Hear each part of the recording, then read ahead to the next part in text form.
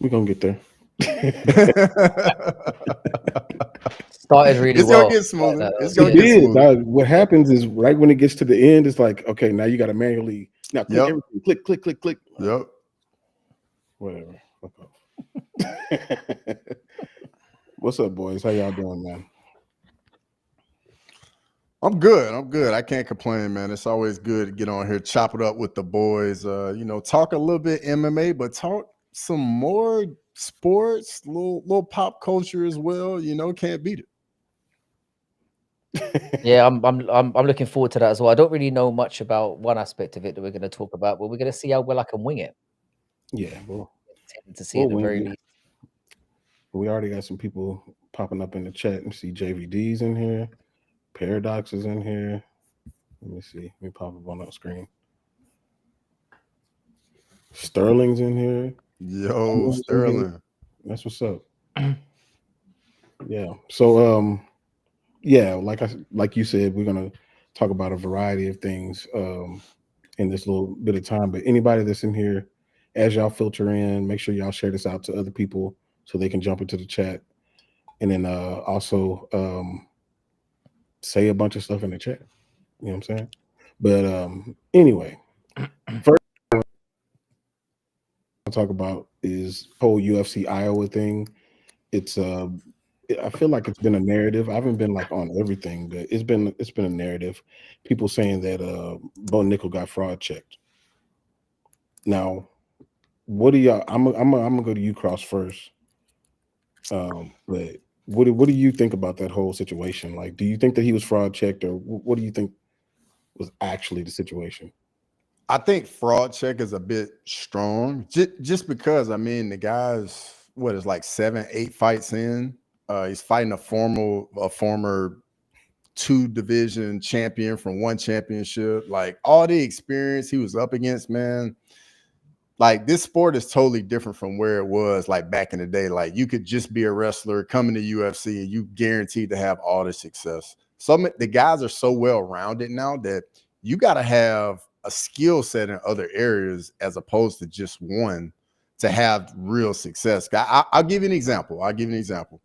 Alex Pereira, 2 division glory kickboxing champion, right? Comes in the UFC and now has really good takedown defense now all of a sudden, very quickly.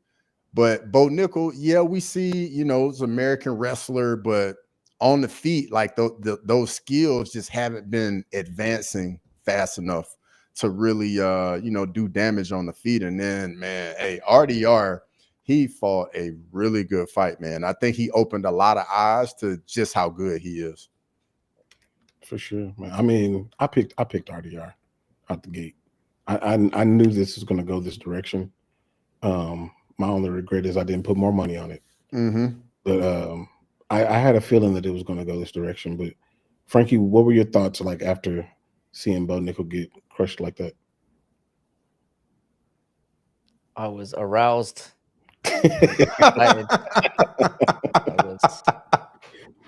Wait, so do you like Bo Nickal more or Joe Pyfer? Ooh. I know how you feel about Joe Pyfer. Oh wow, that's a tough one. I've got enough hate in my heart for both those gentlemen for sure.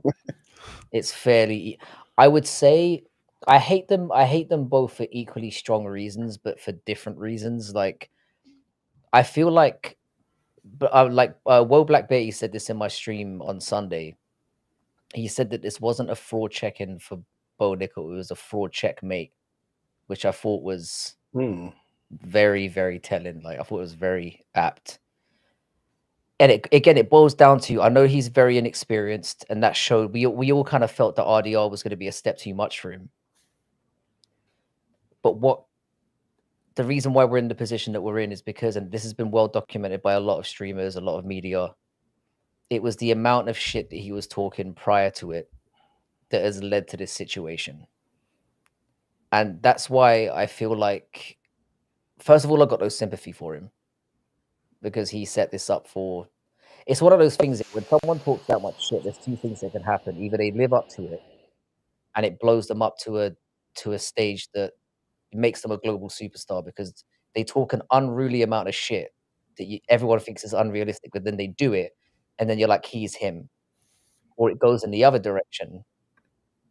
And the issue with this is like he was talking mad shit about people that were way above his level and way clearly above his level. Yeah. And then he falls at essentially what is the real first hurdle. Because RDR is the first legit opponent that he's actually faced, and we can't take anything away from this guy. Anyone who knows, he was sensational in one. I know he had a little bit of a shaky performance in his first UFC fight, but that can happen. This guy's a champion. He's a double champion, and he's got a lot more experience than Bo Nickal has. But this is a test that if Bo Nickal was going to be that guy, he probably should have overcome. And what really told me about this is it wasn't just a skill disparity, which we were all expecting. I feel like there was a heart disparity in there as well. I think he literally crumbled. It's almost like he was shocked when he was getting hit and getting hurt. It suddenly dawned on him what this game's all about. And I think that's one thing that he came out of it. In terms of the stock dropping, that's the thing that's going to hurt him the most. It wasn't just the fact that he wasn't as good as RDR. It's the fact that as soon as he faced adversity, he completely fell apart. And now it looks like he's got a mountain to climb. Could he come back and do something? Hopefully he'll learn from it. But from what we've seen, I think he's getting all the flack that he deserves and all the abuse that he deserves because he's been an arrogant little shitbag and he's paid the price now. So I, for one, we all saw this. I've been saying this for a long time. I mean, you remember I was talking. We had this conversation a year ago. Yeah. Maybe a bit longer than that. And I said my ceiling for him, I think I said was top 10 to 15. I'm not even sure if he gets there now. But I mean, it's tough. It's going to be interesting. It's tough.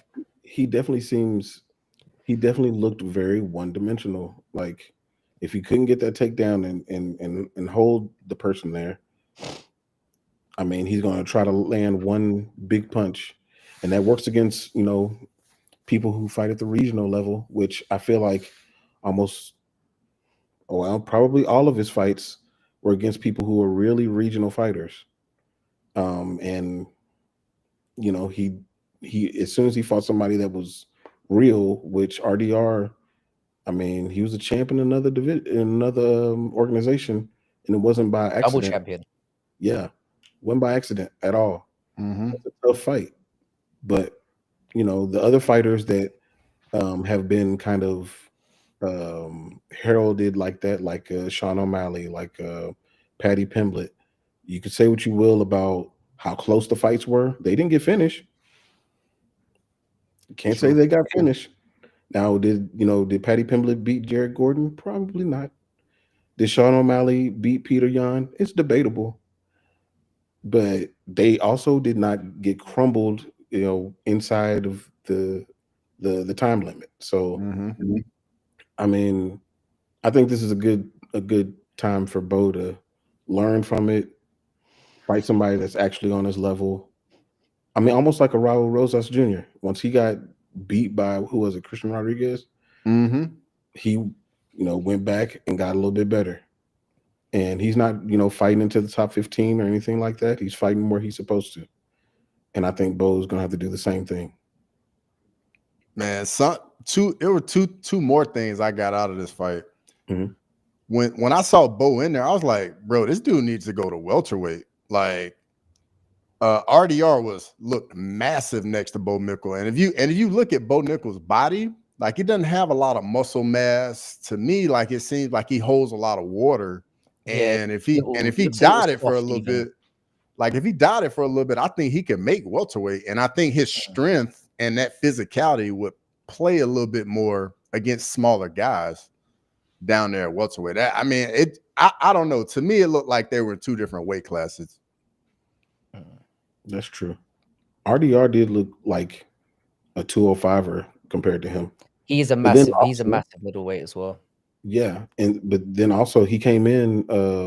Didn't Bo show up like some ungodly amount over before he started to cut weight. Yeah, he's like 220 or something like that. I saw on the video, but I think that's water though.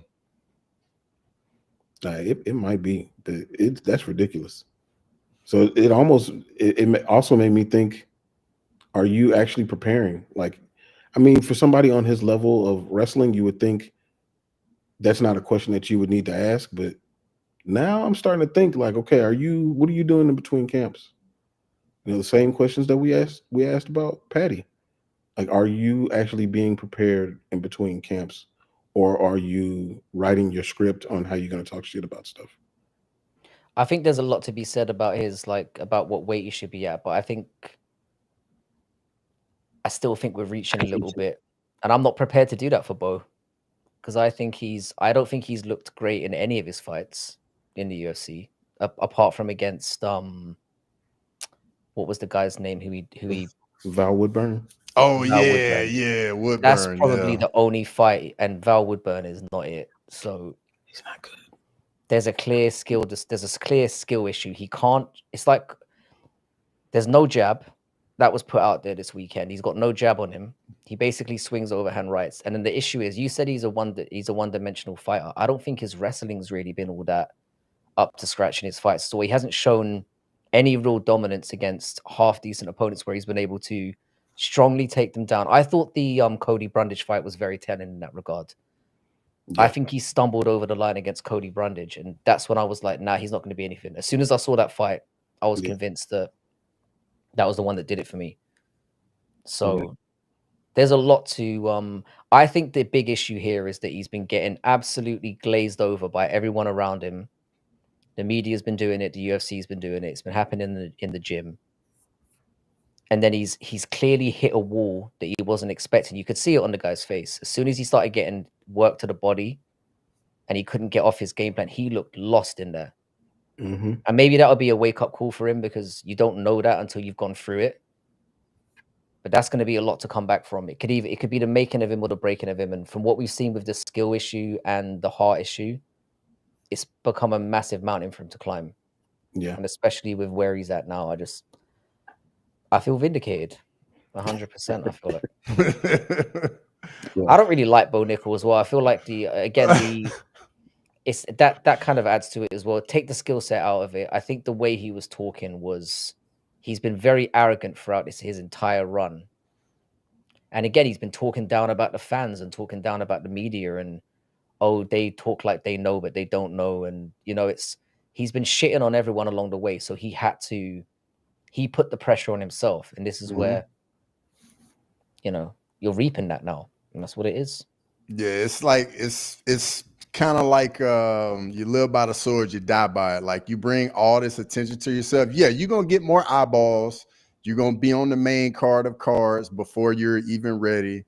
But if you fall, people are going to be waiting for it, and they are going to be all over you when you fall. And that's just the nature of the game. You know what I mean? It's kind of like what Ilya Topuria was doing before the fight with Alexander Volkanovski, saying he was already champion and all of this. And I mean, he was setting himself up, whether it was going to be a great him reaching the apex or him just looking really stupid and everybody's going to make fun of him for it. Yeah.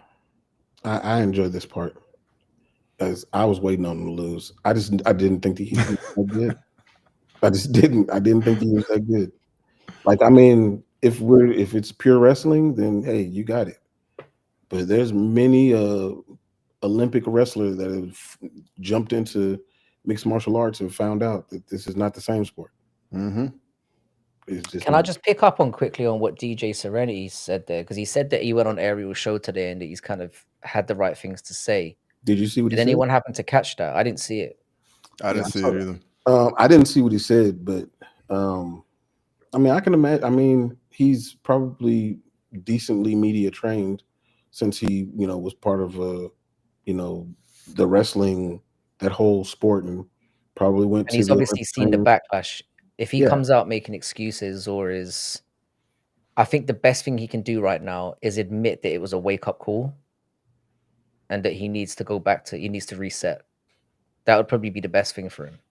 Yeah, Hopefully that's what he said. Because anything else, it's gonna like he could. I was half expecting him to come out and double down. So the fact that DJ Serenity is saying that he was saying the right things has perhaps indicated that he's gone in a more humble direction with it, which I think is the way to go. Yeah. Or you double down and just, go wild with it and make people hate you even more so they tune in for the next battering you're going to get. Yeah, Depends it doesn't what he really wants out of his career. It doesn't really surprise me he went that way, being on the Ariel Hawani show. I think that's kind of like the difference. I saw some people in on a live stream I was on talk about, you see the difference between an athlete and a fighter. And for me, Bo Nickal is an athlete that is fighting. And I think he looked himself in the mirror and was like, hey, like, I got to get better. It is what it is. And I think you get a little bit more of that when you're an athlete as opposed to when you're a fighter. Like I feel like fighters, they get in there and it's like we're going after it, as opposed to like this is just a competition. You know what I mean? Mm-hmm. And you know what? With Bo Nickal losing, so now he's not undefeated. Like, we are only in May. There's been so many fighters that have lost their O. It is crazy. Like, I wonder if there's something to that. Like, should we now start betting against people who are undefeated now? Like, who else is undefeated? I believe Ilia Topuria is undefeated. Is he not? Yep. Hamzat's undefeated. Yeah. I mean, yeah, it's an interesting one. Yeah, I don't know if that factors in, but I don't know. I don't know if Ilya is gonna retain that 0. Depends who he fights next, I guess. A lot is hinging on this weekend in terms of how both those divisions shake out in the next the next 6 months. Who knew that Bilal was going to be at the center of essentially propping up what happens in 2 divisions at the same time? What a world we live in. Another guy you hate, huh? I've the thing is that if you get down to it, kind of, I realize speaking to you, it reminds me of how much I hate pretty much everyone. What am I doing here? I'm just, it's yeah, but it's, I don't know, it's I have softened towards Bilal a little bit. Like, I don't dislike him as much as I used to. I'm still not a major fan. I think what it is I'm a fan of his fighting style now in terms of how effective it is. Do I enjoy watching him? No. Can't stand listening to the guy talk. But it's like with Marab. I started out really disliking him. You remember that was one of the first things that brought people to my channel, like me raging about him and Aldo and Piotr Yan. But I've come to appreciate him a lot more for what he is. I'm it's starting to change a little bit with me and Bilal, but this weekend's going to be massive in fixing a lot of, or setting the paths of a lot of fighters in both divisions. Yeah. Well, we're talking about it now, UFC 315.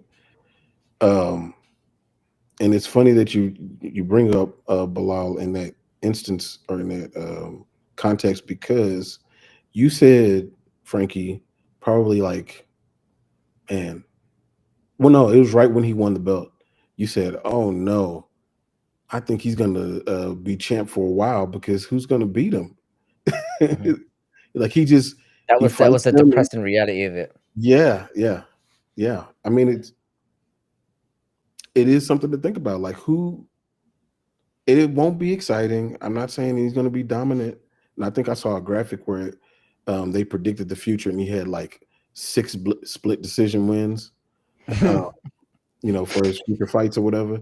But like, but who can beat this dude at this point? At the way that he fights, like, who can Ian Gary beat him at this?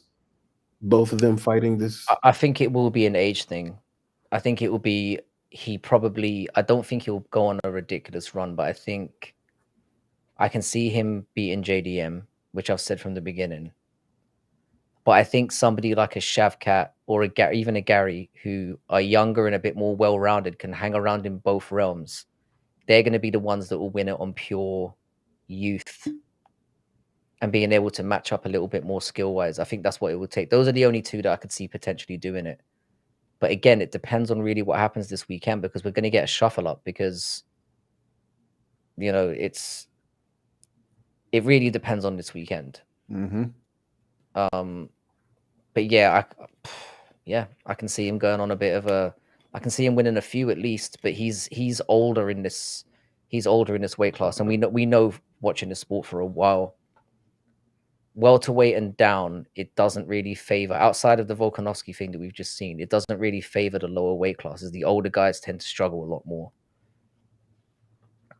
So time will tell, but I think we're gonna at least have to put up with him for a little while longer.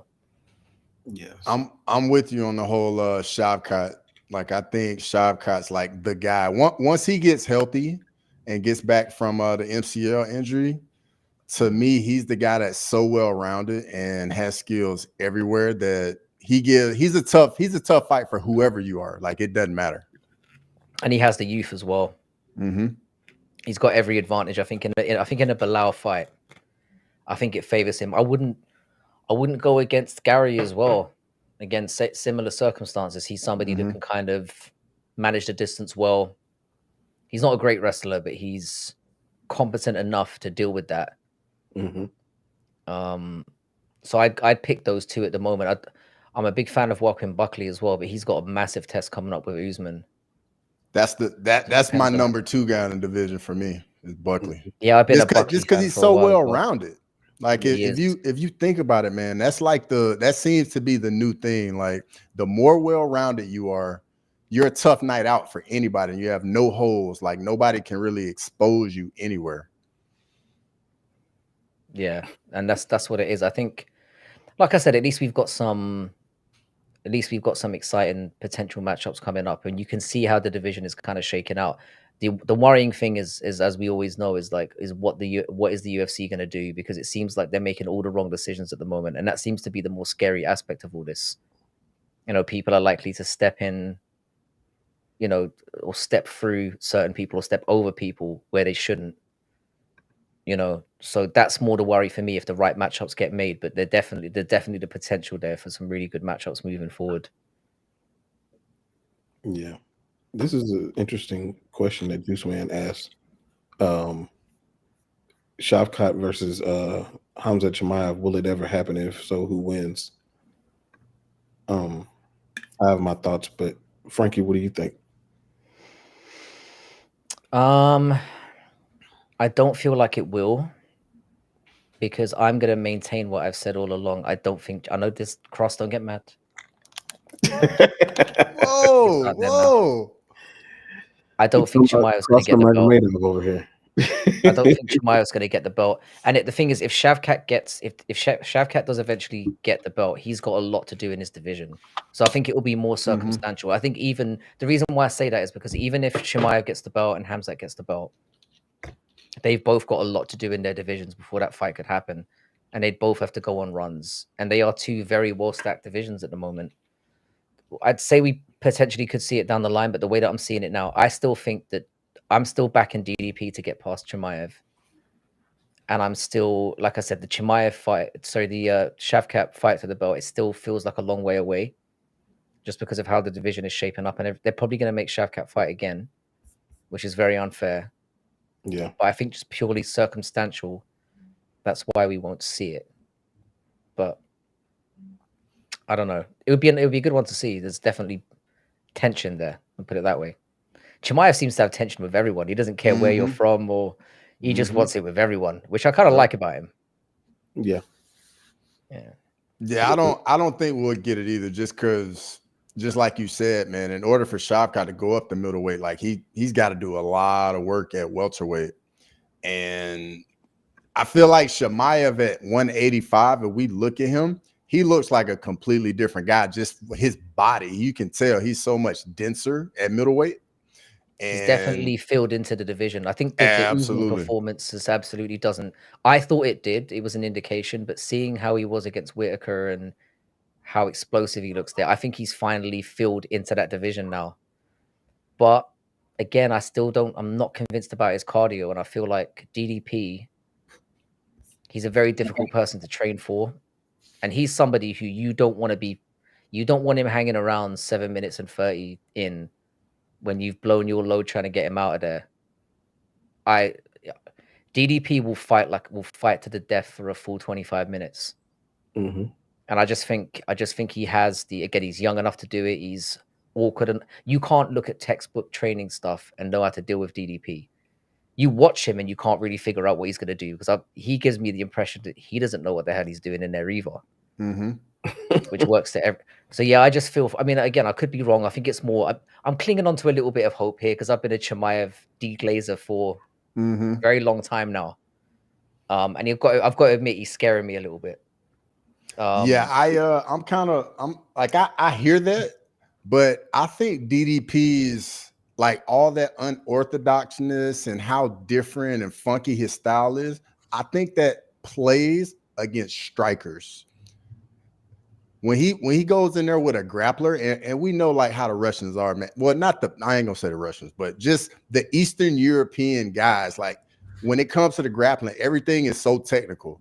And if you get in there and think you're gonna like just get away with making mistakes, they're not gonna make any mistakes. They're gonna punish you for it. Especially if they grab you and get you on the ground. Exactly. Mm-hmm. And I mean, DDP's cardio just started looking good like a fight or two ago. And Hamzat didn't have that frantic, crazy pace in the Whittaker fight. Like I know he got him out of there, but he wasn't just like looking like just a rabid dog all over Whittaker.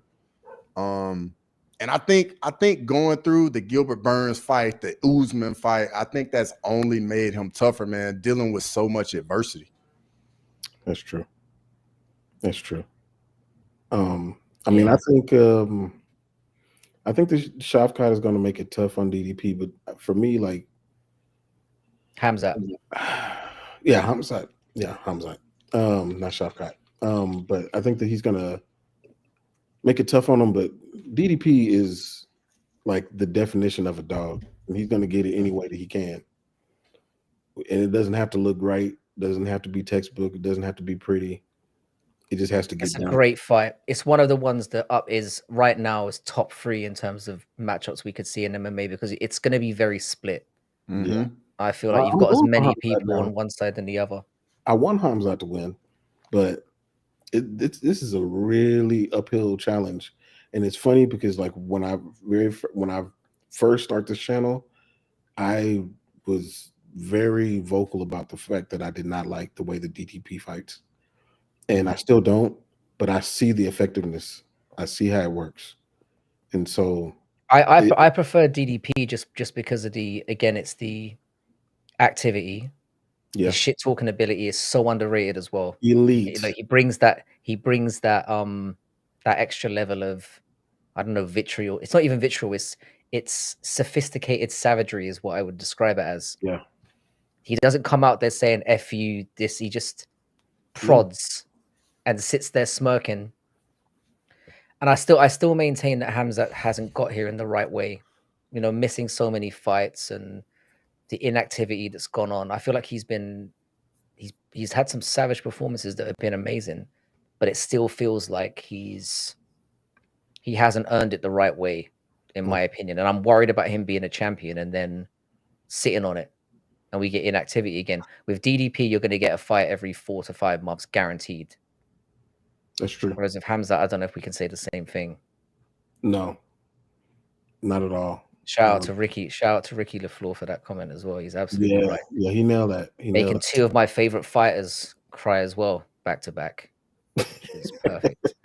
Nothing like watching a grown man break before the fight. Grimy said, "You look like you're feeling an Oreo sandwich." That's so wrong, Rick LaFleur. That's so wrong. Oh man.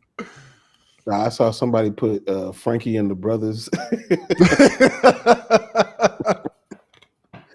It never failed. Yeah, I get a lot of this in my streams as well, where people are like, when are you 3 gonna be doing this again? It's like, I don't know. It's not that we stopped, it's just it hasn't happened. Yeah, it's just timing, is all. Y'all are tripping in the comments for real. But again, I'll put this out there. If y'all haven't subbed to all 3 channels, make sure y'all do that. Making the Absolutely. Wall, Fight Night Frankie, Crossover, MMA. Make sure y'all subscribe to all of those. But on 315, are y'all excited for it at all? I saw somebody who put it, Chris Gray, put in the chat that he was at a 9 out of 10 as far as being excited for 315. Cross, how are you feeling going into 315? I'm excited, but it's for a different reason. It's for something Frankie touched on earlier in the stream. So much hinges on the outcome of this card. If JDM wins, Islam's going up to welterweight. If Bilal wins, we're gonna get Ilia Topuria, Islam Makhachev International Fight Week. Like, I'm just curious to see how it unfolds from that sense. But I mean, as far as the fights, man, of course I'm looking forward to it. I would say probably the fight on the card I'm probably looking forward to the most is probably the main event, honestly. See, this is the problem. This is the problem because the fight, I thought the people's main event was going to be Benoit Saint Denis and Joe Yes. Alvarez, and obviously Yes. losing that is a big. Yep. 'Cause it was kind of like we're going to get that exciting banger, and then we get the main event, which means so much to so many divisions. But now it's like, all right, we've got the stakes fight still, but then you look down the card and you're like, there's nothing too banger worthy. I mean, I think Mike Malott and Charles Radke will be that's gonna be a good one on the prelims. Modestus Bakauskas and Ion Kutalaba, Kutalaba I quite like as well because they're just gonna fucking swing. And there's a few fights that should be fun. You know, I think Power Bar's always a good. He's always a good scrap. And Bruno Silva will throw down as well. But it's like I said, it's not. You're not looking at across the card and going, "Ooh, like guaranteed banger here." I think there's going to be a lot of sleepy moments throughout this one. But what will pull us through, as I've said, is that main event. Whatever way it goes, you're going to see just storylines shooting from everywhere. Yep. And that's what we want because we've needed that. We've needed things to be forced a little bit, and we feel like the result of this one, there's a lot hinging on it. So sometimes the stakes, it's what we said before, like sometimes the stakes are as important as the matchups themselves. Because it's like, where does this go? And you can almost see the lay of the land, you know, like kind of, I don't know, like laying itself out one way or the other. Like I said, two big divisions have huge implications here. So yeah, it's like what you said. It's like, oh, where's the banger? The guaranteed. Yep. And another fight with a lot of stakes that can swing some things is the co-main event. Because if Valentina Shevchenko wins, we might get a super fight with her and Wei Li. We Possibly, might, yeah. And I think for like just the legacy of women's MMA, that fight needs to happen. It does, yeah. It does.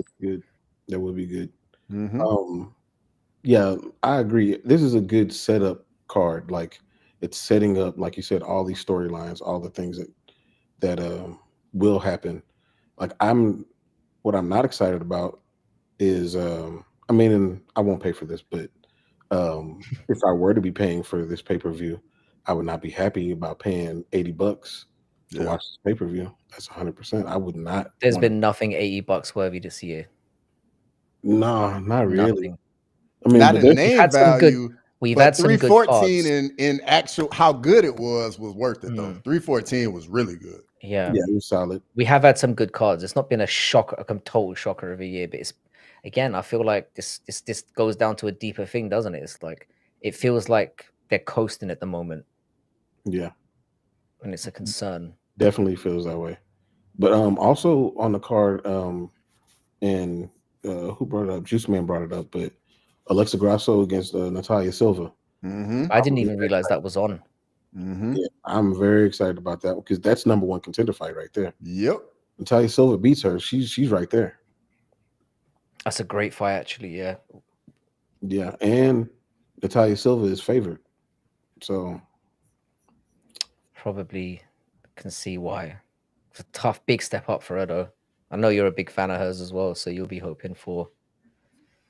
Yeah. Yeah. There's definitely stuff to. There's, like I said, it's a storyline card. whichever way you look at it. So I'm looking forward to it. Might even go live. We'll see. I don't know if it's that good. I So don't know if I'm gonna find a way to make it entertaining. We'll just do our usual Sunday thing where we get as many colorful characters on as possible, and just forget the cards playing and just, Yeah, it's one of those cards. off on a mad one. I can't remember which one it was that me, you, JVD, who else was it? It was a crazy one. I mean, I literally forgot that we were watching the fights. Yeah, it's good when that happens because it feels like less of a slog. Yeah. You just get involved in the banter and it kind of gets you through, because 7 hours is a long time. I'm a bit surprised that Manon Fiorot is the favorite against Valentina as well. I'm only slightly surprised. Like A bit surprised. just based on the way that Valentina has been fighting. And Cross, you brought this up in your the clips that you put up. She has, if you did a percentage, she's moved closer to being a wrestler than she is the champion striker that she's been previously. So, like, if she comes in there and she tries to wrestle Manon and doesn't really exercise her striking the way that she normally does or did before, it'll be a very interesting fight. Very interesting. And I don't know, with the kind of the lack of speed that she has now, if Valentina can strike with Manon. I don't know if she can. I think her IQ though is what's going to her experience at the 5 rounders is what's tipping it for me. It's gonna have to be. I haven't seen I saw your breakdown of the Bilal and of your crossover yours of the Bilal and JDM thing, and I haven't seen the Manon Fiorot and Valentina one yet. Yeah, for me in that fight, man, like just like Jax was saying, man, Valentina in the last 5 years, it's been a lot of grappling. But Minot, I mean, in her Aaron Blanchfield fight, Aaron Blanchfield had no chance of getting her down to the ground. So I think her takedown defense is solid, but if the fight gets to the ground, Minot might have some issues down there. Be in trouble, exactly, because JDM, not JDM, but Valentina, man, she gets the ladies into that crucifix and just beats them up on the ground. She's a grinder. She's got all the elements. She can strike. She's a very good but also she's a dog as well. And she doesn't care if the crowd are booing her to hell. She doesn't give a fuck. Yeah, she will just do what she needs to do. And then something that surprised me is Valentina got a 2-inch reach advantage. Yeah, that is crazy. Yeah, which for women is significant, I suppose, especially. But I know Manon Fiorot's looked good. Who she beat, really? That's elite. I mean, she beat Aaron Blanchfield. Yeah. Blanchfield's the big win. Blanchfield's good, but who she really compared to Valentina CV? Rose, Jennifer Maya, Mayra Bueno Silva. The Rose fight was pretty close. Mayra Bueno Silva is that hasn't aged as well as it could have done. Caitlin Chukagian, they both beat Caitlin Chukagian though, so we never said division was very deep. My balls aren't tingling. Come on, sorry. I think Valentina's a good pick here. I think if you get, I was expecting her to be a slight favorite, so taking that all day. But it's a good fight. It's good because, like I said, if Valentina loses, there's more fights we can do in that division, and if she wins, like I said, it lines up the Wei Li fight at some point. So I feel like we need. I'm with Jax. I feel like we need to see that sooner or later, because that will be I don't think it would ever elevate Valentina into GOAT status, because she's obviously lost to Nunes twice already. But it certainly solidifies Zhang Wei Li as a potential GOAT of the sport. I know she lost to Rose twice, but she probably won the second one. And then you can argue that, she can go up a weight class and get it done there. It's a very strong case for her, especially the way she does it. So, again, there's things to talk about for sure. Oh, there's one other fight I was going to ask y'all about. Another women's fight, Frankie. I know you love it. Jessica Andrade against Jasmine Jasudavicius. I like Bro. Jasmine Jazz the Vicious Jazz a the lot. Jasmine Jazz the Vicious is a dog, bro. Like she would get beat up and she would just keep marching forward, bro. Like how can you not enjoy watching her fight? For real. Yeah, I mean, I don't trash on women's MMA just for the sake of it. It's just because it mostly is trash, isn't it? It's just horrible to watch. But this year, like I said, this is the state that we're in. The women have been stepping up lately, Mm-hmm. and like I'm not just gonna troll just for the sake of it and be like, oh, they're shit. And if they bring it, they bring it. It's like I've said numerous times, like the Wei Li and Jen Jacek fight, the first one, is in my top 5 UFC fights of all time. Yep. Same. I love Like that fight was sensational. You call it for what it is. Like it's not that I hate women. Well, we'll deal with that another time. It's that I just really, I just hate they're card destroyers most of the time, but it hasn't been the case. So fair play to them. You know, full credit where it goes. Mm-hmm. Mm-hmm. We got the first Snoop Dogg reference of the chat of the stream. It took I'm upset that we've been here for 41 minutes and someone has taken this long to say it. For real. It normally doesn't take this long. Chat is slipping. Yeah. And no beast mode mentions is surprising as well. Oh yeah. No, they don't know. Well, well, Chris knows, like a good portion of them know, but dude, so I'm sitting at UFC Kansas City, right? And the way that my seat is, it's like we always get our seats on the edge of the aisle so that we don't have to like climb over people to get out. Mm-hmm. So I'm sitting in the last seat and it's right by the stairs.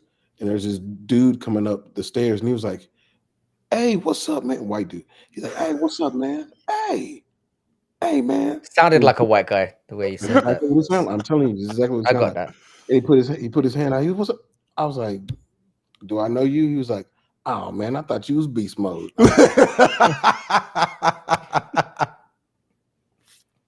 You should have went with it.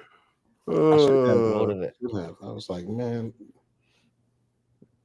I think he looks like the bad guy off of Predator 2. I don't remember the bad guy. That was King. Was that King Willie? I think. I'm a big Predator guy, so I definitely know about all the Predators. There's a new one coming out too. The early ones, anyway. Yeah, that Predator's Badlands, right? Yeah, that's it. Mm-hmm. What are they doing with that? I don't know, but I'm probably gonna watch it though. I didn't know the Predators had hair. I think it's very confusing, the whole thing. I don't think it's weird. I know that's a weird thing to bring up, but correct me if I'm wrong, Cross. Yeah, they have basically tentacles on their head. Right? Mm-hmm. It's like that helmet. That helmet is what has the tentacles. Like once they take that helmet off, then there's no more tentacles. Yeah. Okay, so maybe I'm totally talking shit. Then carry on. But no, they have that's why, like, there was a dude that fought in I want to say he fought in Bellator. I want to say, and his nickname was the Predator. And of course, Francis Ngannou, his whole Predator thing that happened when he had braids. So it's all been tied to the hair. Mm-hmm. So yeah, but no, hopefully it will be good. Like I said, I never go into things wanting them to be shit, and I'm a big Predator fan as well. So certainly the earlier ones, like 1 and 2, I maintain 1 and 2. 1 and 2 are amazing. Yeah, 2 gets a lot of shit, but it's a fun. The more I go back and see it, it's a fun movie, and I give it ratings for doing this. Think of a Predator movie that I didn't like, honestly. Like, I'm not saying that they're like, oh, let's go get an Oscar. All of the new ones. Alien versus Predator sucked. Like it was entertaining.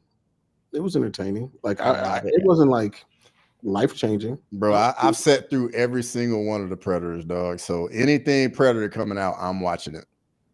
I didn't think Prey was that bad. It was all right. Yeah, that was the newer one, right? Where it were like out in the Amazon somewhere. I thought that was kind of interesting to see how she could kill the Predator with like they kind of went back to basics. Yeah, that's what it should be. The Predator movies have got to the point now where it's like, oh, sorry, I know we're going off on a total tangent here, but that's what it's turned into like this this monster that can't be destroyed. That was never the point of Predator. It was supposed to be about the stealth, about the skill, rather than just this monster who's lumbering forward and you fire everything at it, and it's just Predators are supposed to be vulnerable. But it seems they just turned it into this, like, I don't know, it's like a monster movie where you just can't destroy it, and then until it's convenient that you can. Do you know what I mean? Yeah, it's a bit bizarre. But the same guy who directed Prey, basically, the reason why I brought it up is he's directing Predator's Badlands. So hopefully, I think Okay. and I like the fact that they're doing something different. At least they're trying to, they're trying something new. So if you're gonna go through the old tropes and go for, try to make money off IPs, at least do it in a way where you're putting a creative spin on it. So I at least appreciate it for trying that. So I'll hold out hope that it will be decent. Tangent over. Sorry about that. No, I think it will be. But since we're talking about movies, I know you haven't seen this yet, but Sinners came out. I don't know if anybody in the chat has seen it, but go see it. Go see it, guys. It's required viewing. But I mean, I guess for me, well, before I even give my thoughts on it, I don't want to step on yours. So what did you think about the movie, Cross? Man, so before I went to go see it, one of my buddies went to saw it and he hyped it up. He was like, bro, you got to go see it. If you can do IMAX, do IMAX, but the ticket's going to run you. So I ain't do IMAX. But I got in there, man. I thoroughly enjoyed the movie, man. I thought it was really good. Like the whole, I know one thing I got out of that movie. If anybody's asking to come in your house, always say no, period. Period. I don't care who it Anyone, is, what it is. Yeah, that mom's coming over. You're like, sorry, love. No. This relationship's over. Like, don't come in. You cannot come in. Nope. Yeah. But yeah, great movie though. Great movie. I enjoyed it.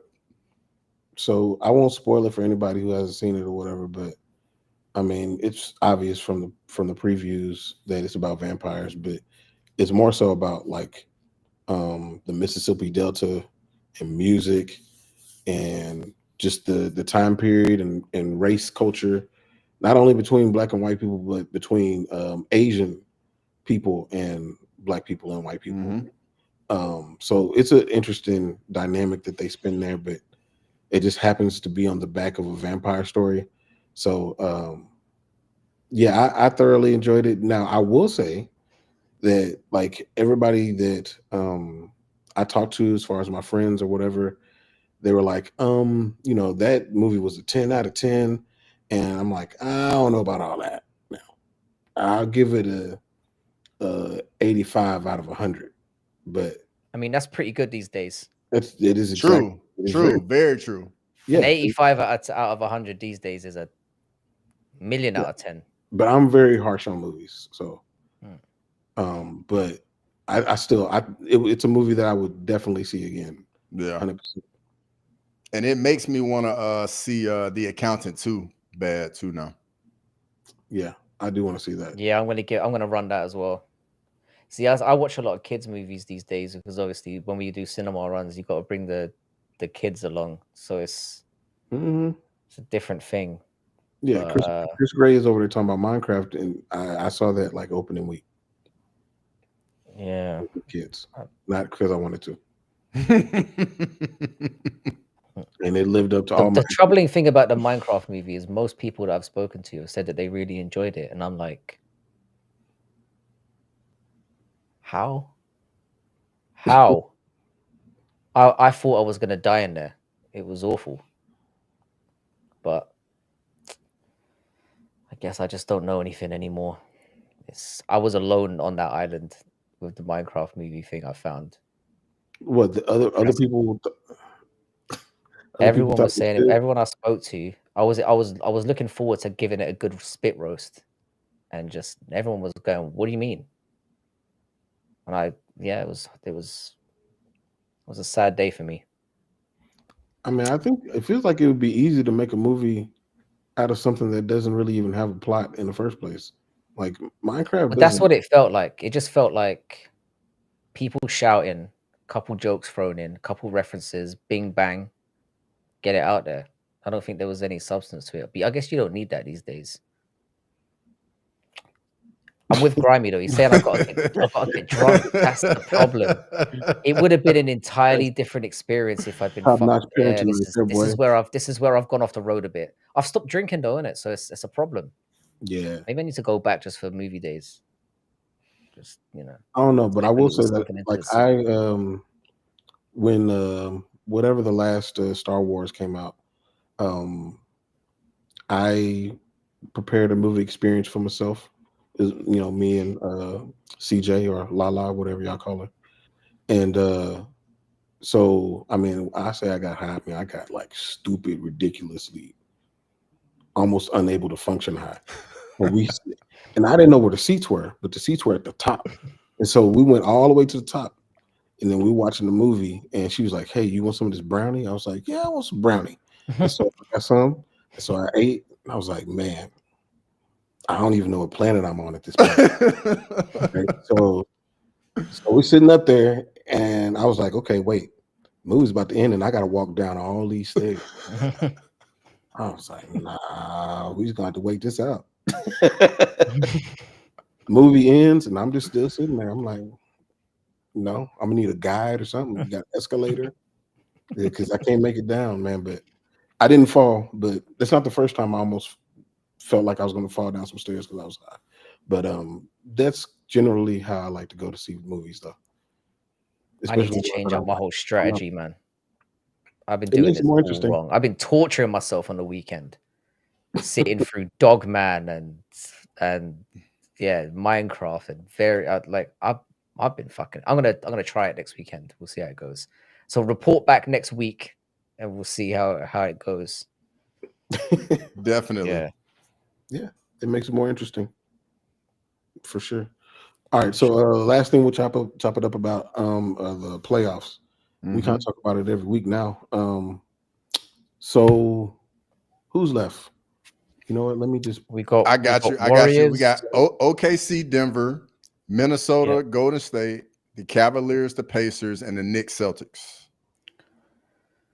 Yeah. So and the Knicks beat the Celtics in game 1. Yep. Pacers beat Cleveland in game 1. Denver beat OKC. And the Warriors are playing tonight against the Minnesota Timberwolves. The Warriors is your team, right, Frankie? They are. After they lost game 6, I was like, yeah, this is done. I didn't even watch game 7 because I was thinking they're just going to get piped. Frankie, you got to know, man, Steph Curry is amazing at game 7 against Houston. Oh, no, nobody's more. I've seen us trample on Houston's poor souls multiple times and enjoyed every second of it. But I just felt like, because I'd heard that Butler was injured and that there was going to be a whole thing with that. So I thought if he was out, it was done. And they've blown 3-1 leads before, as you know. One time. So I was happy birthday, hustle. Sorry, man. But yeah, it was a good it's a good win for them, but they're going to be up against it now. That's a tough matchup. Ant-Man looks incredible at the moment, so yeah. Yeah, it's going to be a tough one. But tonight's a game they really have to show out in and lay a marker down if they're going to do anything in this series, in my opinion, because they're going to have to take one of these first two, in my opinion, or they're going to struggle. Yeah, I agree. I think they'll win one of them, but yeah, I think that they'll get one. It may not be the first one, but I think they'll get one. I think they're a better team cohesively, but if you look at size, if you look at the Timberwolves from a size standpoint, that's a problem. That's a big problem for Golden State. Because Rudy Gobert, as soft as he is, that man is still 7'4". The thing is, I think he's terrible against us though. I think when you run a pick and roll on this guy, he's a bit too. I find that we've matched up well with Rudy Gobert over the years, especially with the way Steph Curry plays. I think Golden State did get the best possible matchup they could have got in the second round because of the route that they've got. I wouldn't have liked them against OKC or Denver. I think this is the better matchup for them. They do have a winning record against OKC this year. They do, and they've also got a winning record against Minnesota as well. I think they were 3-1 up in the regular season as well. Yep. So yeah, I mean, I'm hopeful that they can do something, but it's basically, it feels like this is going to be the defining moment of Steph Curry's legacy, one way or another. Because I think it's going to be now or never in terms of a rebuild is coming. If he gets another championship and another Finals MVP, he's in the top 10 all time. I think he's in the top 10 already, to be I'm about to honest. say he might be in there already. Bro, the top 10 is I think if he gets tough. fifth, I think if you're talking in The top terms of 20 like is tough. top 20 is tough, Yeah, yeah. I But agree. again, it comes down to opinion, though. I guess it's like I It didn't watch does. a lot of, but I was kind of in and out of basketball in the 80s and 90s. Like I wasn't an avid watcher as I became like in the early 2020, the early 2000s and to now. So I don't really deserve to have an opinion, really. But um, I think in terms of, again, I more look at basketball greats and the impact that they've had on the game, not just what they've done. And for Mhm. better or worse, basketball was changed because of that guy. True. Very, very true. I think that's undeniable. Yeah. Lane said Curry's been phoning it in the last 4. How about the last 4 games? I think he had one or two. I think he had one or two good ones in there, but it's more the gravity that he creates. That even if Yeah. he's having a bad game, I think what he does in terms of getting others involved, just I as a don't think mere he's been presence on phoning the it court. in. I think he's had Amen Thompson on him. Like if you're not Yeah, aware you of did. Amen Thompson is an animal. Like that dude is unbelievably athletic, very persistent, in Yep. an amazing shape, and he don't care about nothing else but keeping Curry from doing what he want to do. And like that's the reason. But Yeah, and I still think Curry's had some really good games, and he had some really good games in that series. yeah, and he showed up when It's he an was supposed interesting. It's a 50-50 series in my opinion. This one, to. It is. I think it's the one where it feels more. I don't know. Pacers for me are the ones to watch. Really, the Pacers. Yeah, I mean, I think they're going to surprise it's some the people. matchup to me. It's the matchup. It's because the Pacers last year people discounted or forget about it, but they were just in the Eastern Conference Finals last year. People forget that, and they stop. I think it's because they started so poorly this year. I think people writ them Yeah. off immediately. But But they look great, and the Cavs have some injuries. Yep. Darius They've obviously Garland lost didn't the play. first game. I think the winner this game too. Sorry, go ahead. I was gonna say I think the winner of the Knicks Celtics is who comes out of the East. I think the Celtics will get through that kind of comfortably. I do. I like obviously the New York needed to win that first game, or else it would have been a wash, in my opinion. And I think New York are good. I think Boston shot themselves in the foot more than anything else. Yeah. Yeah. Pitching up as many threes as they did and just not sticking to. Oh, And I know they live and die by it quite often, but they're not going to it have was nights where they settling. go. They Wasn't there settled. a stat in the where they had 19 out of 20 shots or something were 3-pointers? I think it was in one of the quarters. Yeah, I think it was. And they either missed third or something fourth. outrageous like 43s or something throughout the course of the game, which is a playoff record. That's not going to happen too often or again, really. No, it's not. Mm-mm. But I feel like the Cavs, I don't know what their issue is. Like from just looking at them and the way that their team is put together, you would think that they would thrive in these situations. But I don't know what it is about Donovan Mitchell teams. Once they get to the second round, they don't play Playoff like they did basketball is before. just different. It's just different. Things It's slow a completely down. different It gets a game. bit Yep. more physical. There's more like it's just it does. It feels like a completely different game going from regular season to and that's where a lot of teams get found out because it's The refs don't and make again all the ticky-tack foul calls anymore. 100%, yeah. And also there's a different, it's where IQ and experience comes into it because when you're playing the same team back to back to back to back to back, it's where coaching and where experience and where, all of that comes into it. And that's why you've got to sort of favor the guys who have been there in situations like this. That's true. And I think the Pacers might do it, man. I definitely think the Pacers might do it. I can see the Pacers getting to the finals and surprising a lot of people. I can see it being very similar to, the year where the Celtics beat the Celtics lost to the Warriors in the final and they blitzed their way through that side and were a bit surprising. And then they came up against that. I can see the Pacers doing a very similar thing, going one further this year. And then maybe not having enough in the finals, but be a nice story to see them get a championship. That would be very interesting. I would be unbelievably surprised. Yeah, that would be crazy. Yeah. But Halliburton's doing this thing. I mean, I still think that the OKC versus Boston matchup is what's likely in the finals. But I mean, there's a lot of things that can happen between now and then if they continue to, if Boston keeps doing what they're doing, and if OKC can get past Denver, like, and who stays healthy, that's going to be key. Yeah, that comes down to it majorly as well. Because we've seen playoff games shift immeasurably just from one serious injury that disrupts the whole flow. So that's going to really be telling. It's a very high pressured situation. It's like you said, no ticky tack fouls. It's like it's a lot more physical. It's a lot more slowed down. Yeah, that's how the Raptors got their championship. When KD got hurt, Clay was hurt. You know, I don't even want to think about that. That was a horrible series to watch. The Warriors were going to win that series too. Oh, easy. Big time, easy. That one hurt. The whole franchise fell apart. I mean, obviously, winning the fourth one after that was huge because I felt like it was over after that. Watching Clay go down and then KD leave, and then Clay gets injured again the following season, and it's like, oh man, like this is basically it. But so to win another one, I felt like I was happy at that point. I'm not expecting anything else. So I would like to see Butler do something though.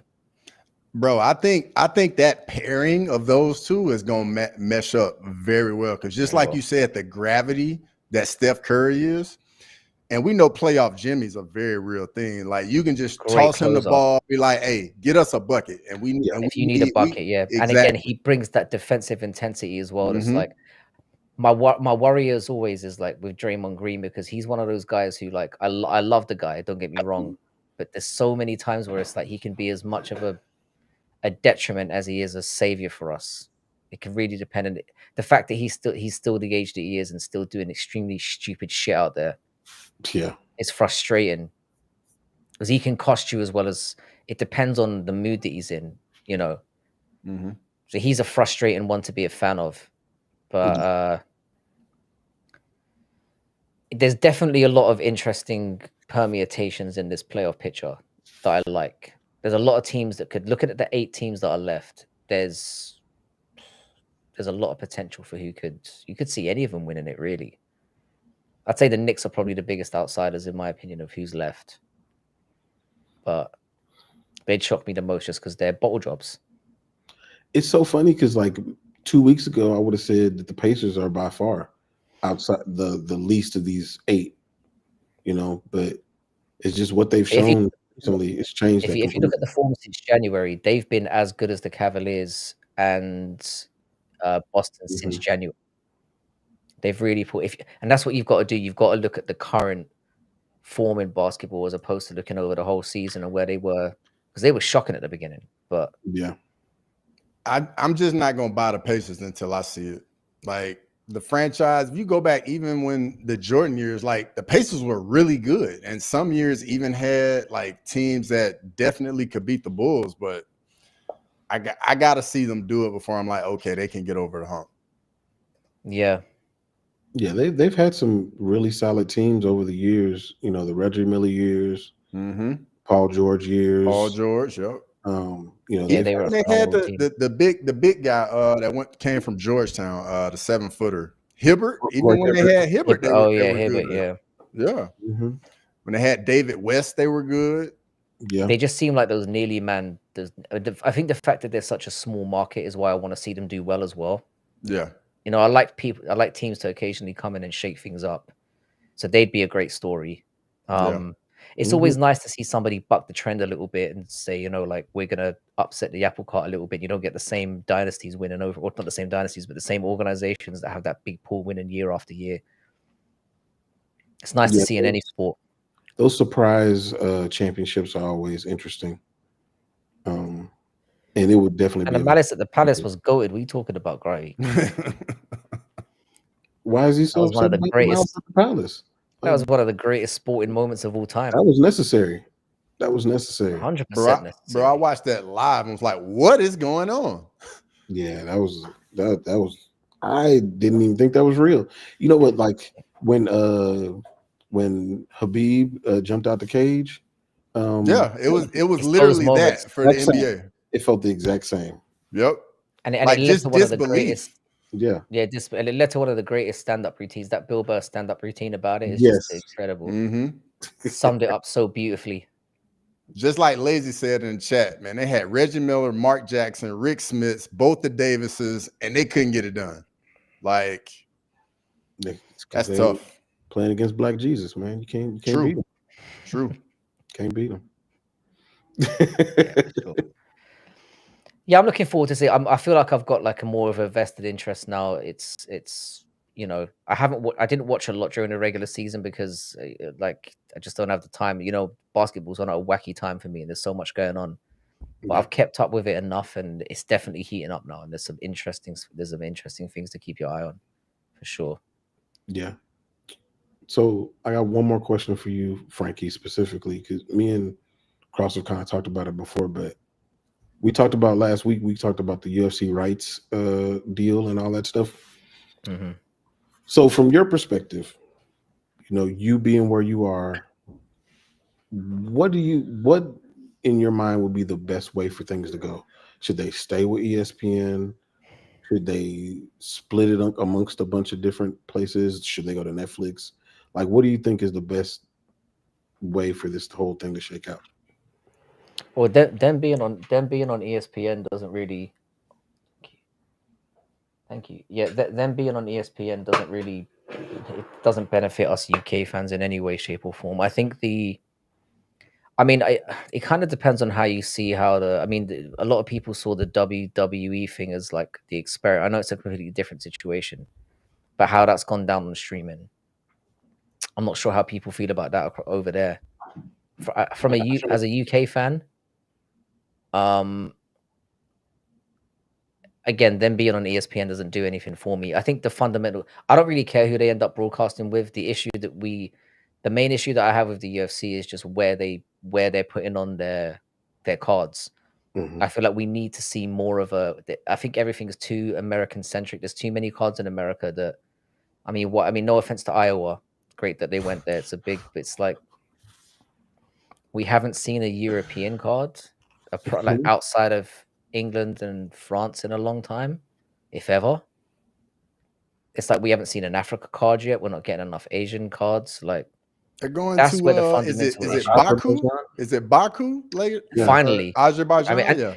that was the strangest thing to me. It's like you're finally going to Europe and you're going to I don't Azerbaijan. know. Like, what the fuck is that?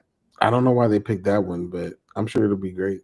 I don't know, but You could have gone to Poland. You could have gone to. There's so many, like Azerbaijan being the first one where you've got one fighter in the UFC who's from Azerbaijan was a strange one to me. I don't really understand that.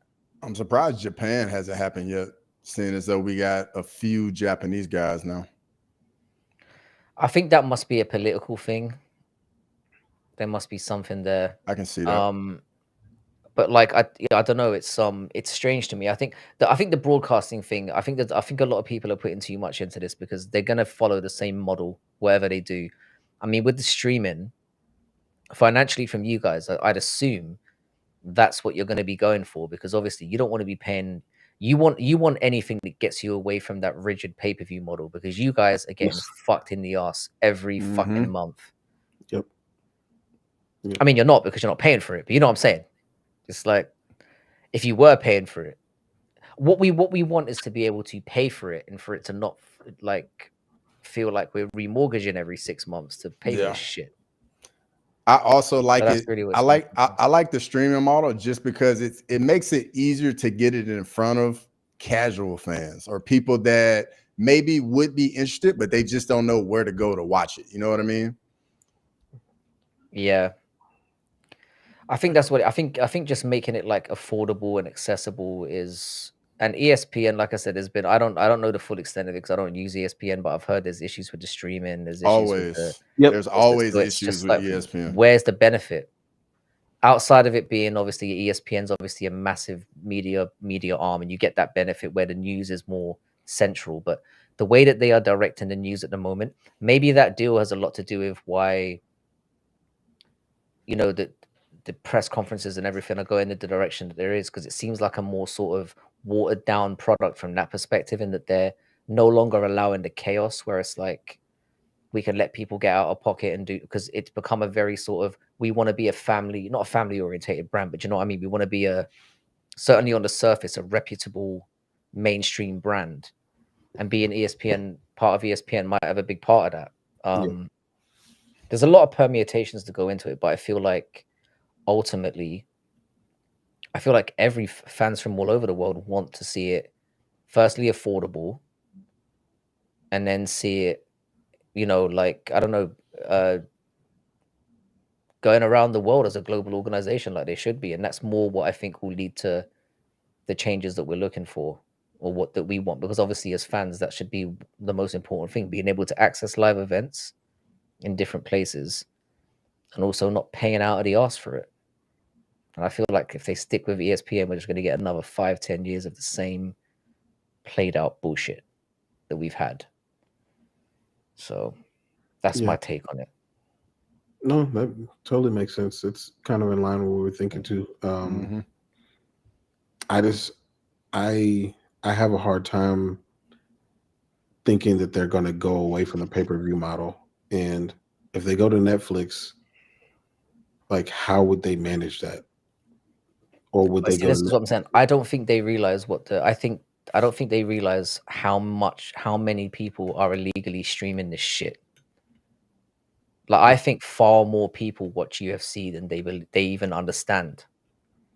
Oh, I'm sure of that. Like, it's if they made it affordable and they weren't so fucking stubborn about it, they would make a shitload more money and have a shitload more exposure. If they just, there's too many dinosaurs involved in that side of it now. And I think if they something else they should do as well is like make it to where when you watch on their broadcast, wherever it is, you get extra features. So like you're incentivized to watch it there as opposed to you just stream it and you miss out on a few things. Like, I don't know what that could be, but I think that should be something that they think about as well. It feels like they're at a crossroads right now where this decision is really going to affect where the business moves moving forward. And it's very clear that the pay-per-view model is not working long term, and it's upsetting a lot of, because the thing is with the hardcores, we're getting angry because we're going to stick by no matter what, but we're actually, a lot of the hardcore core fan base is getting jaded at this point. And with things emerging like I said, BKFC starting to become prominent, boxing's making a comeback, you've got organizations across the globe that are starting to make a name for themselves. The UFC's position at the top is not guaranteed to remain if they keep, and I'm not talking about for now, but you're talking 10 years down from the line, 15 years down from the line, they could be damaging their long-term survival by not adjusting. And I think this is where the crossroads moment is. So I hope they make the right decision, and they won't. I don't even know why I'm bringing this up. No faith at all. Nah. But again, I feel like with Dana, people are acting like Dana, for example, is the sole problem of what's going on in the UFC. I don't even think he's a major part of what's going on anymore. I think there's a lot. I think the owners of the UFC, or the people who are making these decisions, are people that we don't even see, that are having a major impact on what's going on. And it's worrying because I don't feel excited anymore I don't have this. I feel like it's really dropped off this year. And again, people are bringing this up in the chat. I mean, it's first of all, none of us are paying. I don't know anyone who pays legitimately for this shit. I don't know anyone who says I'm paying that. So it's like we're complaining about that $80, but we're not paying it. Which is quite interesting to me. But what we want is to pay a reasonable fee where we can stream it legally and it works, rather than bugging out every time our perfectly legal streams crash in the middle of a fight that we're watching or whatever. Yeah, I mean, I have bought cards this year, only because I just didn't want an unreliable stream. And what did I get? An unreliable stream. Unreliable stream. Yeah, that's what I get for paying for it. So I think it was $313. I think it just completely went out, right? Yeah. That can't happen when you're paying $80 man. That's when you're like, that's the next level of rage you go through. Yeah, man, I can't be throwing away $80. How am I going to get my McLaren?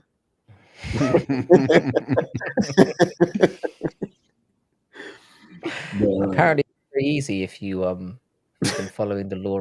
I know it's not that hard. No, don't worry, bro. It's coming. We're gonna hey, get there. who asked the question? Somebody asked about the Peter. Oh, no chill. No chill said something about the Shout Peter out to him. Yan versus Marcus McGee fight has been confirmed. What do So y'all think? my take on why that fight got made is two reasons for me. So one, I think the fight that should have happened was Peter Yan, Umar Nurmagomedov. Like, to me, that makes the most sense. Like, the winner of that fights the winner of O'Malley, Merab. But I mean, there may be something where Yan and Umar don't want to fight each other. And then on top of it, Marcus McGee, like, the guy's older, like, that hadn't been in the UFC very long, but I think he's already like up there in his mid-30s. So they kind of like got to throw him in the deep end to see if he can sink or swim like right away. And for the fans, I think we're gonna get a great fight with that. Personally, I think it's gonna be a great one. Yeah, fight for real. it's a bit rough on Piotr Yan fighting that far down because McGee is True. dangerous. Crazy.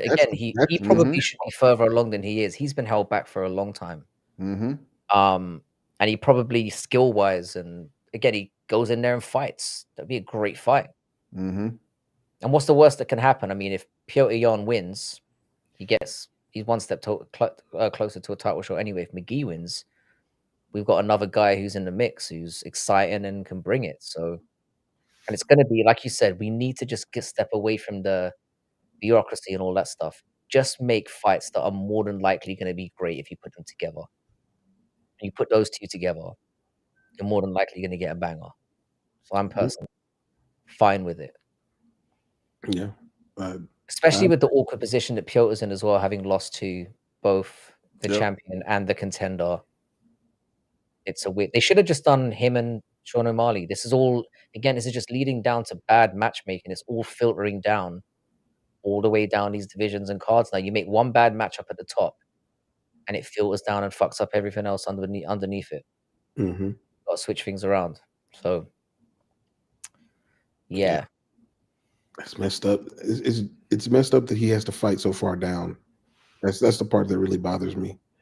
But there must be some guarantees on the back end. I was just about there to must say be some guarantees. It's either financially or they're like, look, man, you do this for us, you get through this guy, we guarantee you get the winner. Yep. There must be something, and you don't say that to somebody like Piotr who looks like he will pull up at your house if you don't deliver on what you're, And he will. And he will. Yeah, like that dude looks scary. There's something cold about that guy. But he's still like 5'4" though. But he's a very scary... I don't know. I'd rather deal with a 6'10" rational human being than a 5'4" psychopath who I don't know. That's how the intent is everything, isn't it? But no, I don't hate the fight. I don't hate the fight at all. I think it's gonna be, at the very least, it's like I said, it's gonna be on paper, you put those two together, you're gonna get fireworks. Yeah, for sure. I don't feel like we're getting enough of that these days. So say roll with it. Go with it. All right. So last question before we jump off. And before we even do that, like I said before earlier, if y'all haven't subscribed to all three of the channels, make sure y'all do that. Making the Walk, Crossover MMA, Fight Night Frankie. But my question is, does Corey Sandhagen deserve a title shot after that fight? Oh, I like this. I like this. Deserves it more than Sean O'Malley. It's tough just because he's only won one fight. Like, he just lost to Umar not too long ago. The division's just in a tough spot. Like, there's not really just that clear guy. In my opinion, it is Yan. Like, I think Yan should be the guy with what he's done here lately. But it's just a tough spot to be in, honestly. Again, I think it kind of depends on who wins the fight, because if Sean O'Malley wins it, we all gotta we'd love to see him and Yan throw down again. That works. Him fighting Corey would be a great matchup as well, stylistically. That's something we've all had in our top 5 fights we want to see probably for the last couple of years. So that opens things up. I just feel like if Merab wins it, again, we're back to he dominated Piotr Yan. Dominated him. He relatively dominated Sean O'Malley, but we're going to get to see that again anyway. We haven't seen him and Corey. It's a fresh matchup, and Corey's kind of been the guy who has shown to me, I don't know, as a hardcore fan of this, or a semi-hardcore fan of the sport, I feel like Corey's got one of the most advanced skill sets generally across the entire organization. And he's somebody that I feel, it's the old cliche of styles make fights and all that stuff. I feel like he's somebody who could certainly give Marab some serious trouble. So again, I think with bantamweight, it's just a shame that we're seeing this again. We have to deal with it. It's going to happen again. But there's certainly things to look for coming up behind. So do I think he outright is undeniable for a title shot? Definitely not. But the division's in a weird place because Marab's run through all of them. Mm-hmm. And I feel like he kind of deserves a shot by default in that he's fought guys when he's been told to. Mhm. Didn't have to fight Umar when essentially fighting down when he probably deserved a title shot at that point. So I think just purely by process of elimination and it being a fresh matchup, I think you can definitely make a strong case for him getting it. Again, there are more deserving contenders. Piotr does probably deserve it more on the win streak that he's gone on.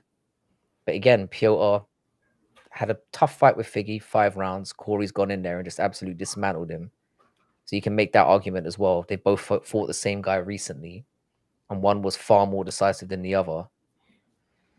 He's in the conversation, and I think he deserves to be. And again, he's a very well-rounded and can be potentially exciting when he wants to be. He's certainly more exciting from the hardcore perspective because his IQ in there is sensational, and he can do everything. Shitty personality, not the most exciting to listen to, but Have you seen the recent thing that he put I don't out? hate it. That one was funny. What did He's he like say? trolling all the people saying that he doesn't deserve a title shot. It was kind of funny. It was. Yeah, he's Chris Gray couldn't really help it, could he? He would It was never a let matter it of go. time. It was a matter of time.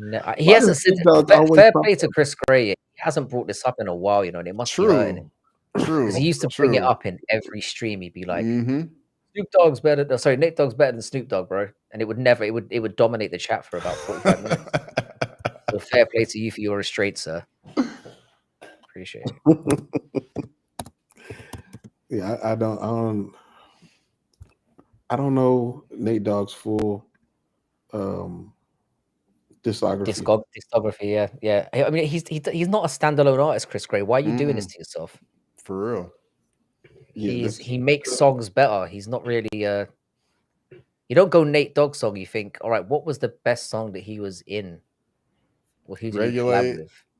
I mean, All that. Regulate is like the classic, right? But Mm-hmm. there's a song called The Dove Shack that I really like that he was on. But I mean that was so long ago. But yeah, he's not a standalone artist, really. So it's kind of tough. And the thing of him versus Snoop Dogg is just a strange one to go for, Chris Gray. I don't understand why you're There's no pitching that. comparison, man. So. It's a weird one, bro. But Yeah. keep doing it because it's it's funny.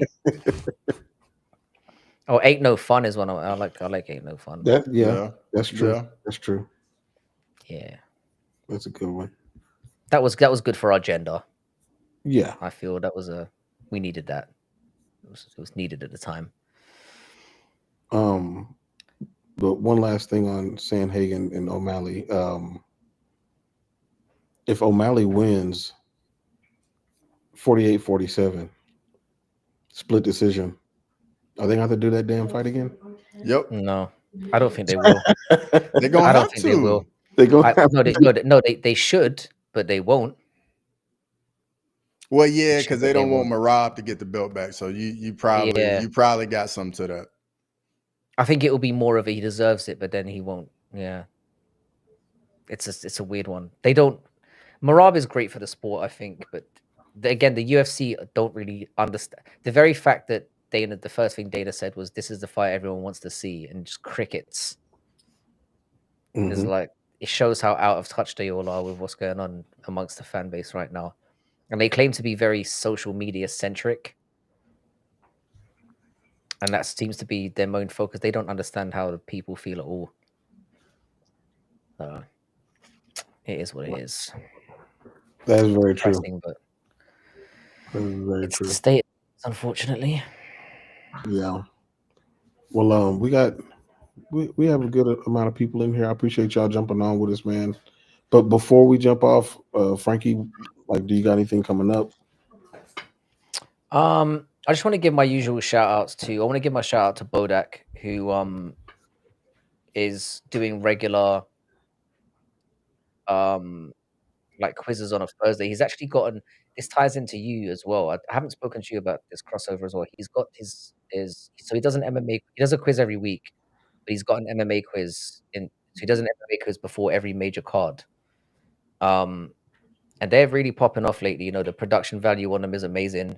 He's a great character as well, and it's just something different. You know, it's something that you can interact with a bit more, because obviously you guys like interacting in the chat, but this is something where you can actively participate in a quiz, and there's that aspect to it as well. So I'd strongly recommend him. It's the Bodak Show. I'll try and, if I don't know if you've got a link there handy, I'll try and pull it up. Yeah, sure. Because I can't access the chat at the moment. But yeah, the Bodak Show. I want to give a shout out to him because you're going to be featuring on it as well. So I feel like it's a fair plug to make on your. Really? That's a good plug. Yeah. Oh, okay, Bodak. Let's come gonna check be- you out. Yeah, Jax is going to be popping on, and he's actually asked me about you as well, Crossover. I'm very sorry to be doing this to you live, but yeah, Live. it was something I should have messaged you about. Yeah. Let's see. So the Bodak Show, it's BODACH, and then All right, show. I just subbed up. Yeah, so that's the guy. Check him out. He's funny as fuck as well, and he's British, so there's a bit of bias on my side for that as well. I see the bias. But yeah, he features on a lot of my panels on Sunday, and it's without him it would just be a complete collapse of just. It's insane enough on a weekend, but having somebody who's actually sane on my panels is helpful. So shout out to Bodak for being sane. Yeah. So yeah, It's look out for that guy. those Sunday ones are an experience. Mm-hmm. Watching me just hoping the earth just swallows me whole on my own channel on a Sunday is a glorious sight to behold. But yeah, they definitely are fun. But yeah, shout out to everyone in the chat who came in, and obviously if you're not subscribed to Crossover and you're in my channel, I don't know why you wouldn't be if you're not subscribed to Making the Walk. We've been doing our thing together for a long time now. It feels like it's a year for you, Cross. You went over the year mark quite recently. No, I haven't hit a year yet. I still dang. got a few. I got a few more Son months. of a bitch. I mean, congratulations. Those are both the same thing. I hit a year, I want to say in August, so it's coming up. Dang, dude. Yeah. Congratulations, that's a big one. And then obviously your channel's doing amazing. Shout out to you. It's good to see you back in the swing of things as well, Jax, because I was worried there that you Oh yeah. Yeah, you were worried for the right reasons. Mm-hmm. Yeah. Bro, No, it's easy to have. it's easy to get like kind of like comfortable, like I'll get to a video. You gotta stay on top of it. Mm-hmm.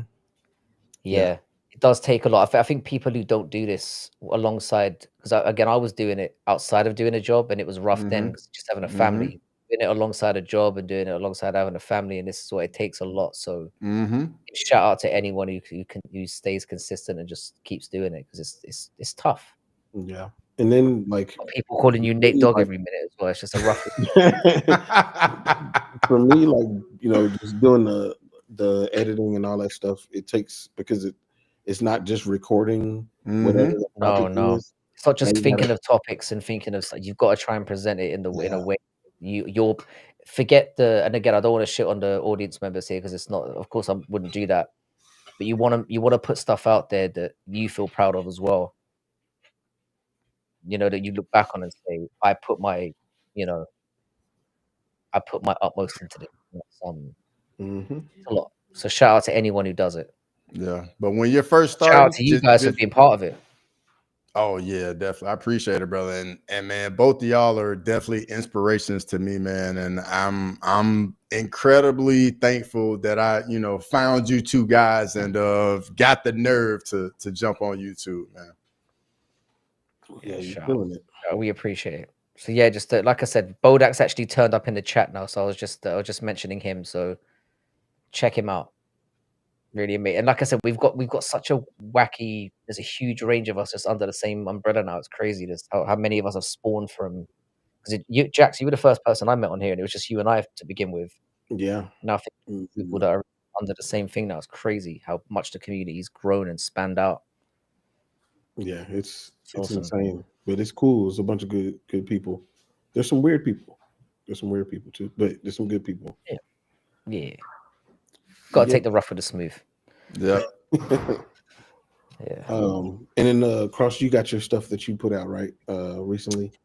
Yeah. I got my preview video out. I'll be on the show with the Fight Week show on Thursday, and actually jumping on another stream Thursday night, and then we do the prediction show on Friday, and they'll probably be doing the watch along as well on Saturday. So just trying to stay as consistent as possible. You've been doing really well with the picks as well. So one thing that's a nice side of your channel is, for those of you who don't have the time to watch long form videos, you get those shorts coming through that are very concise, and you've got the the picks will pop up, and it's just a nice, streamlined way of, like an informed MMA fan who knows what he's talking about, who doesn't waffle on like I do, as I'm doing right now for 20, 30 minutes. Cut straight to the fucking mustard, Yeah, now you've been on point, and you got your merch out too. Yeah, man. Shout out to Chris Gray. I saw you in the chat, man. Going over there, get you a shirt. You know what? Don't get a shirt, man. Get like 30. Get like 30 shirts. Mandatory. It's a 30 shirt minimum. I haven't got the shirt yet. I need to get I didn't even. It's the first I've heard of the merch. I'll be heading over there. Right? You ship abroad, right? I'm gonna be honest. I don't know. I would assume. Fuck you, bro. Going on about the UFC doing their thing. This is what you scummy Americans. Fuck it. I'm raging now. You better find a way to hook me up, bro. God damn. The hug will give me motivation. Take back everything I said. Fuck crossover.